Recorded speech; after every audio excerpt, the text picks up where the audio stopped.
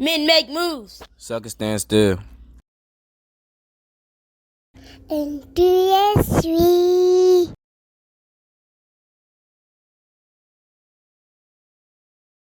What kind of father are you? Well, How would you describe yourself as a father? as a father, I say, there's no manual, especially dealing with one older child and then another one that was autistic. I mean, Okay. you can't go with it two different. You got to go with it two different ways. But I'll just try to be as more understanding. Right. So, how old is the autistic child? She's 10 years old. She just turned 10 October 14th. Okay. Mom's in the life too? Yes, man. Her mother, we had a marriage, which currently separated, but Okay. How long were y'all married? before we separated, well, we're still married since 2008, June. Okay. So 2008. Okay. it's about 15 years. But y'all working the co-parenting thing Oh, out? yeah. Beautiful Okay. relationship, beautiful relationship. Okay. So, as a son, how would you describe yourself as a son? Like, what kind of kid were you coming up? Were you getting in trouble? Were you? I'd say unique. But, I had my troubles, nothing more than when a child would do, but sports really kept me grounded. Okay. And then my mom knew the worst way you could get to me is say, don't go outside. That was the worst way to get to you was don't go outside. That was the worst punishment. Because you used to stay outside. That's all I did. I taught myself how to really play football, basketball, like that's all I did from sun up to sundown. Okay, so you were involved in sports a lot. Oh yeah. Okay. So as a student, how were you as a student? As a in student, school was never too hard, but I've also learned that the environments that you're around and the people that you're around can be reflective of the intellectual output that you will have. When I was in Nebraska around more higher class or what you call advanced placement students, that was more straight A's. Right. Then you get here and it's like people act like it's not cool to even read. Right, and it's right. like, okay, let me scale back. I don't want to seem like the smartest. Exactly. Right. So when you moved to Goldsboro, North Carolina, you kind of, when it came to your academics, you kind of took a step back. Right, so you're right. not making anybody But feel. not too far where I wouldn't be eligible for college ball or playing ball. But at the same time, Goldsboro was more of my introduction to even more factors than school. It was more on even the street level. Okay. What do you mean the street level? Where your mom, when she works night shift she works at a group home, which is right across the street, and then she's going from Tuesday afternoon to Friday afternoon. I mean, it's a lot of room for Right. So for a child, early teen to get into anything. But your dad is in the picture too, right?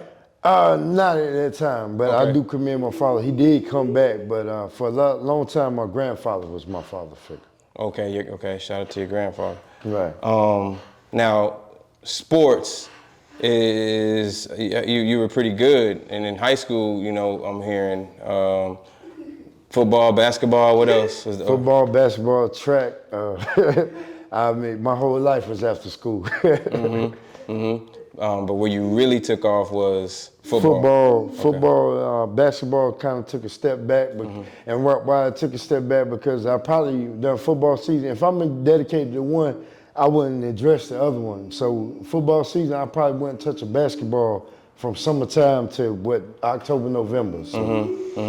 So talk to me about your high school football career. Oh, high school football, my coach, George Franklin from ECU, he's my first DB coach, and we had an all-state, all-conference guy, Greg Sissy, who started at defensive back. Okay. Now, I knew I wasn't going to get time at tailback behind the All-American Montreal Coley. Right. But they needed somebody to start while he was suspended the first 3 games. Okay. And what grade are you talking now? This ninth grade. Okay, got it. This is my going to football camp, my first introduction. Okay. And Coach Franklin's like, yo, this kid good enough to start at cornerback. And right then, boom, David Thornton's my free safety, Travis Coleman's my other quarterback. Okay. So it was a lot to live up to. Now, we got to remember that people watching this they're not familiar with these people. Yeah, I So do. these people you're naming, Right, David they're Thornton. really They're really good, David is what Thornton you're saying. Yeah, was Carolina alumni. He played for the Colts. Outside linebacker, also played for the Titans. My boy Travis Coleman, he had his little stint with the Bears. Like these, but in high school, this is who was in the secondary with me Right. as So a freshman. And this like, is the caliber of players you're right, playing with. right, Got right. it. Okay, so you shine ninth grade. Yes, And you yes. played all throughout high school, all the way up until throughout high school, Did both you ways. did you get any scholarships? Did you get to college? Yeah, my first scholarship, I don't really want to go into the dramatics of how I ended up there, but No, I mean, is it okay to talk about? Or yeah, it's okay to talk, but it was something to do with me and Coach James, What happened? Basically you find out, you had other offers, but in some way you end up there because it might be something for somebody else. But So other offers were on the table, right? But you weren't aware of the offers because they wanted to give them to somebody else. I was aware of these offers. They calling, and all of a sudden when they stop calling, it's like, yo, what happened? And they're saying, basically, we heard you already signed with Elizabeth City, but that was my first scholarship, and I still thank Coach James for giving me that opportunity just to at least continue to go on the next level. Okay, that's real humble of you. Right. That's real humble of you. So you get the scholarship, you go to ECU? Elizabeth City. Oh, Elizabeth City. My bad. Elizabeth Right. City. So at Elizabeth City, how are you doing there? How is that going? It was good. The opportunity to play was early. I could have had a starting job my freshman year, but going in sophomore year is really when I took the starting job. But as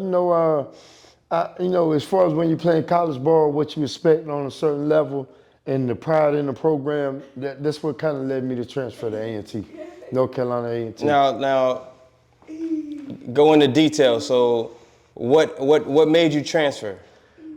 Well, at that time with Elizabeth City, it was more like it felt like kind of like more of a high school with dorms at that time. No knock on Elizabeth City, it's a HBCU. It felt like a high school dorm? It felt like high school with dorms. What are you saying? Drama? What? High school what? Not what you expect on the college level, where at college level you expect it to be vast. You expect it to be kind of big, like it's not to know everybody. Kind of a big campus. Okay. The things that you expect normally that you will encounter on the college level, it wasn't happening there. Oh, okay.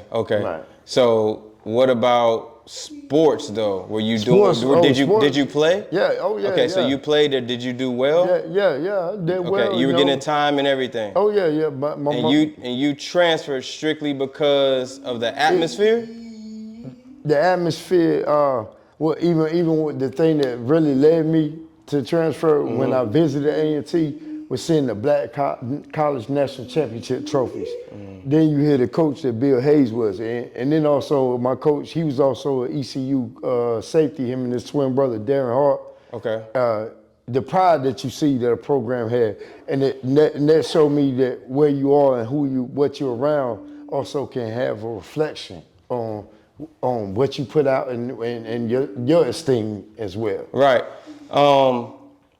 So when you make this transfer, were you approached to transfer, or did you on your own say, this school ain't for me, I need to get out of here? That's what it was. So you on your own did the research and said, and you transferred. You had to get your release, yeah. Now you transferred to what college again? North Carolina A&T, Aggie Pride. Okay, and so MEAC champs, baby. That's that ring is? Yeah, 2003 MEAC champs. Nice. Right. So congratulations on that. Thank you. So you make this transfer, and so what? You're a sophomore now? It was going into my junior year. I had played 2 already. So you played 2 years, before you transferred, right? And in between, I didn't go back to Elizabeth City for the spring semester of my sophomore year. Why? I just felt like it was time to go. After 2 seasons. You let it go. Right, but in between, that's when I went to basic training for the first time with the military. I was going to do. Hold on, let's slow it down.